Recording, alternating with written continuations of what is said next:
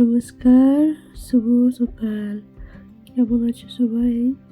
আশা করছি ভালোই আছো। তোমাদের আশীর্বাদে আমিও ভালো আছি। তো চলে আসলাম আরেকটি ব্লগ নিয়ে। এখন আমি যাচ্ছি কাকদ্বীপ। শীত পড়েছে হালকা হালকা। তোমাদের ওখানে কীরকম শীত পড়েছে আমাকে জানিও। আমি এখন কাকদ্বীপ যাবো, তাই বাস ধরবো বা টোটো ধরবো, যে কোনো একটা, যেটাই আসবে আমি সেটাই ধরবো। ধরে আমি চলে যাবো আমার ছেলে স্কুল থেকে ছেলেকে নিয়ে। তারপর আমি কাকদ্বীপ যাবো, আমার ছেলের অ্যাবাকাস ক্লাস আছে। তো দেখতেই পাচ্ছ টোটো গাড়ি চলে এসেছে, যাচ্ছি।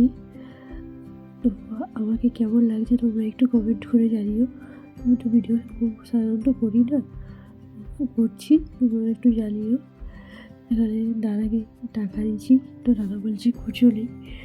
সত্যি কথা বলতে খুচরো এমন সমস্যা, মানুষের কাছে খুচরো পয়সা পাওয়া যায় না, যা পাওয়া যায় সব নোট।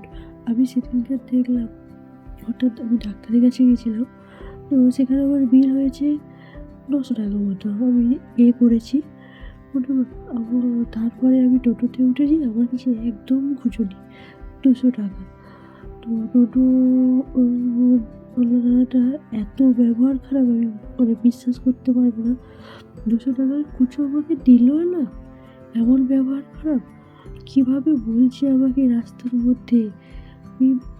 আমি আমি দেখি তো মাঝে মাঝে, গাড়িতে যাওয়া আসা করি, কী করে এরা বলে যে খুচরো দিতে পারবে না, আপনারা গাড়ি নিয়ে বেরোচ্ছেন, আপনাদের তো খুচরো রাখা উচিত।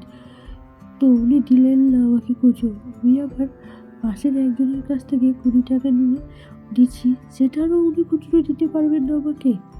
এটা কী করে সম্ভব? আর আপনারা একটা মহিলার সাথে এরকম ব্যবহার করেন কী করে? তো যাই হোক, অনেক কথা বলে ফেললাম পার্সোনালি। তো এখানে আমি চলে গেছিলাম স্মার্ট পয়েন্টে, একটা কাকদ্বীপেই স্মার্ট পয়েন্ট। তো এখানে আমার ছেলেকে কিছু খাবার কিনে দেবো, ও স্কুল থেকে এসেছে, তো কিছু একটা না খাওয়ালে হবে না। তো আমার ছেলের জন্য আগে আমি টিফিন বানিয়ে নিয়ে যেতাম বাড়িতে, কিন্তু আমার ছেলে টিফিন খেতে যায় না। হয়তো ওর বন্ধুরা থাকে বলে হয়তো ও লজ্জায় খেতে চায় না, কিন্তু আমার ছেলে অতক্ষণ তো নাকি না খেয়ে থাকতে পারে না। আমি কিছু একটু বিস্কুট, কেক আমি এগুলো দেওয়ার চেষ্টা করি। তো ওখান থেকে আমি একটা কেক দিয়ে দেবো, দিয়ে আমি বেরিয়ে যাবো। পরে আসবো আমি আবার বাজার করতে, মার্কেটে গিয়ে শপিং করতে। তখন আমি দেখাবো কী কী শপিং করলাম।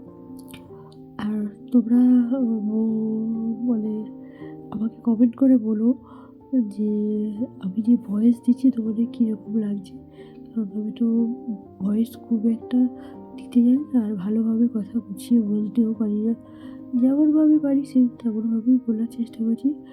তো তোমরা আমাকে বলো যে কীভাবে, কীরকম লাগছে তোমাদের শুনে।